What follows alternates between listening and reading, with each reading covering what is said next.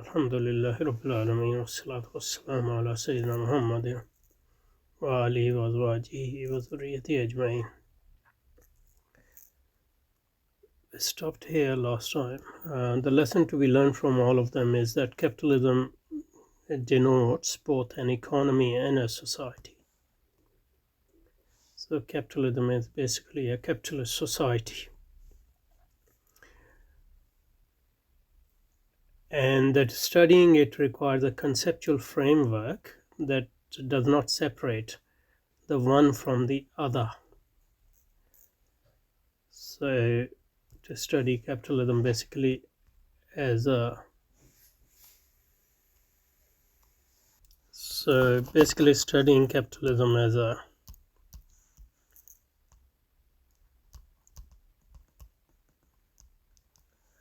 a way of life rather than just economy.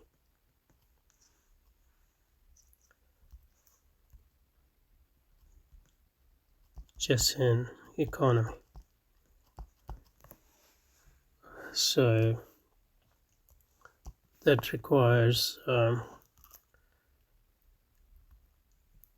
conceptualizing capitalism both as a life world and a system and a subsystem. So here economy is a subsystem in a sense, but the system is a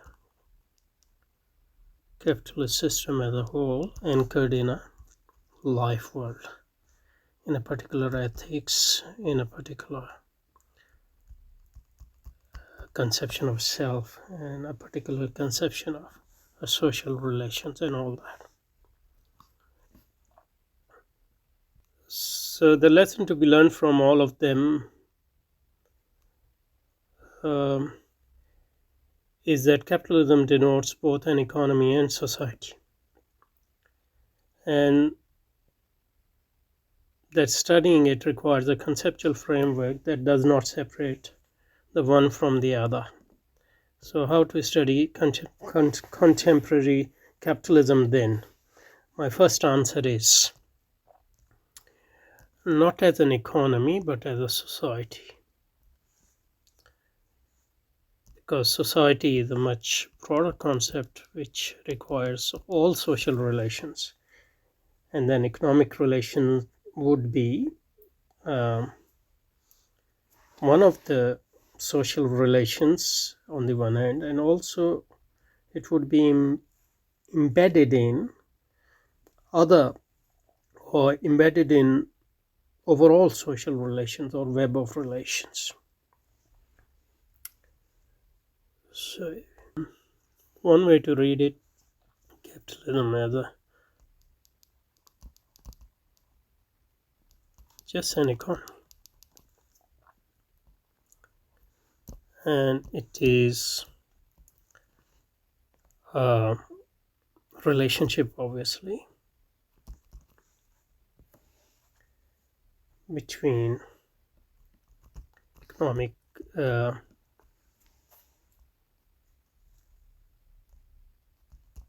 agents.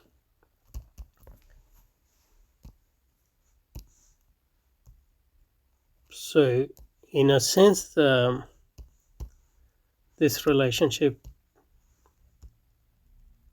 abstracts from other social relations generally, and more so in capitalism, because that's what we mean by professionalization of economic relationship. But this abstraction is possible only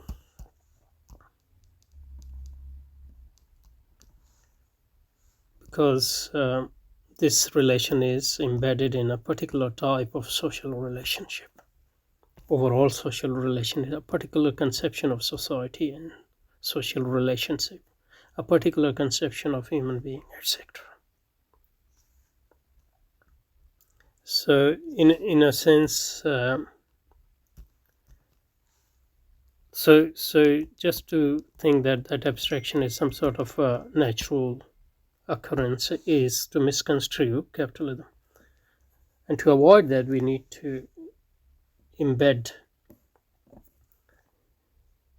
or conceive uh, these economic relationship as embedded in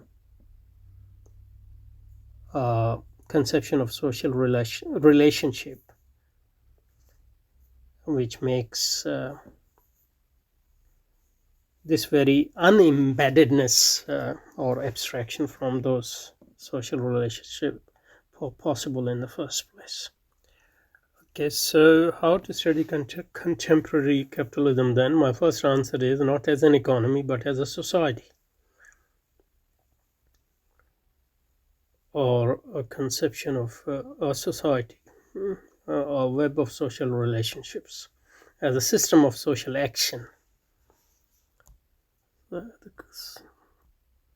I would say, more broadly, social relationship and not just social action, because social action is more like an outcome of social relationships. Social action and set of social institutions falling in the domain of sociological rather than today's standard economic theory. Because again, today's economic theory, let's dwell on this a bit. Today's economic theory sort of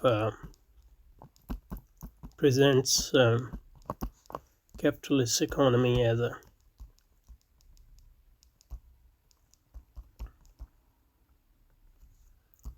natural way of doing things,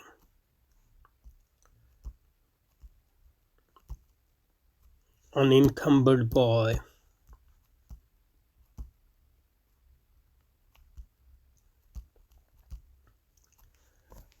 social relations, other social relations, or a web of social relations. So your life as a member of a family or a large group, you abstract from that while you are in the pursuit of profit here. Otherwise, that would put a limit on these profits, and that would hinder the process of accumulation and its speed and all that. So this abstraction is very important for capital, but this abstraction is not possible without a particular type of social order, particular type of socialization, a particular type of life world, and particular type of civilization. So even if we want to understand, as long as we see economic theory as an ideology, as an abstraction, it's fine. But if you think that economic theory actually describes the reality, that's when the problem arises, because the abstraction is the reality, but what makes this abstraction possible? Economic theory treat that as a natural thing, but it's not a natural thing. Capitalism is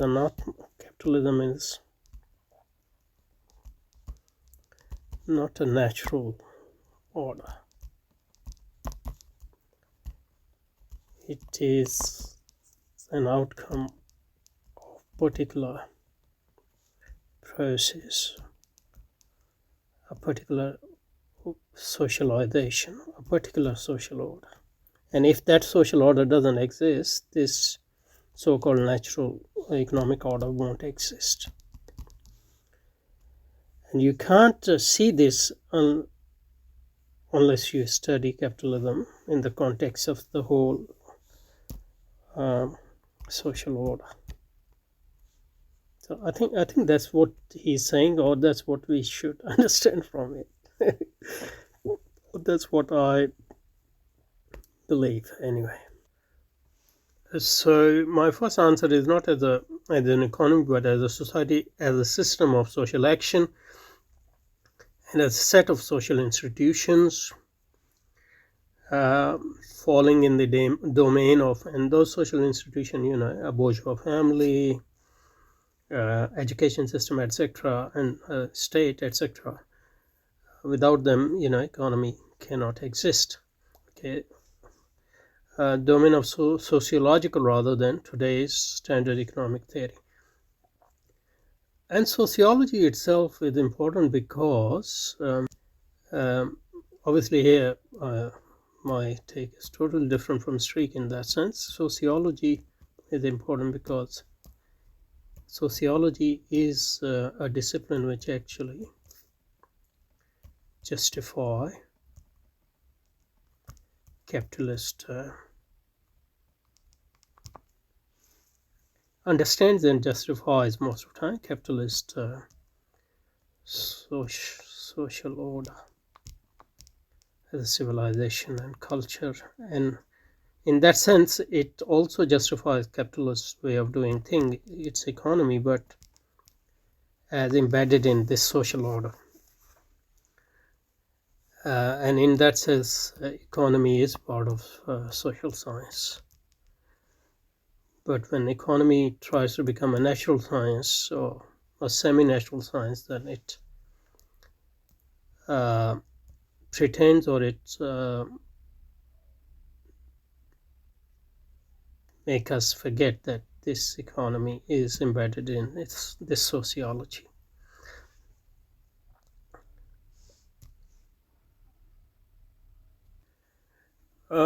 My first answer is not as an economy but as a society, as a system of social action and a set of social institutions falling in the domain of sociological rather than today's standard economic theory. Now, there's a footnote, probably we'll read that and finish today.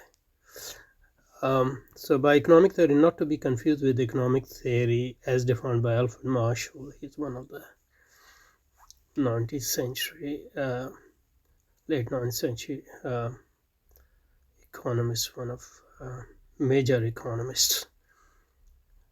Why? Because Marshall's concept of economic theory is broad. What he means by economic theory is political economy. And that's what Streak is actually arguing for. So his critique of economic theory shouldn't be, he's saying, confused as a critique of Alfred Marshall's conception of economics, because that's a broader conception of economics. Political economy or economics is the study of mankind in the ordinary business of life. It examines that part of individual and social action. So his conception of economy is broad, almost the same as the conception Streak is arguing for, which is most closely connected with the attainment and with the use of material requisites of well-being. So economy is part of a social order with a specific function in that social order, which is the material requisites of well-being or the attainment of. Thus, it is on the one side a study of wealth, that is on the economic, and on the other hand, more important side, it's part of the study of man.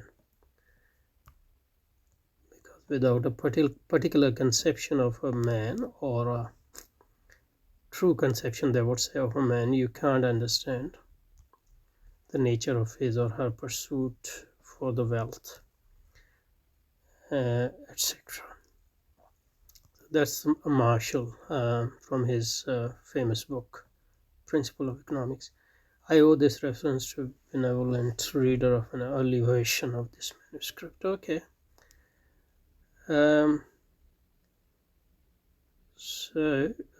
And then he goes on to say, this is in fact the tradition of political economy in the 19th century. Okay, so we'll look at what political economy is. Actually, what we read from Marshall, that is a definition of political economy, or one definition of political economy, but we'll look at it in a bit more detailed way next time.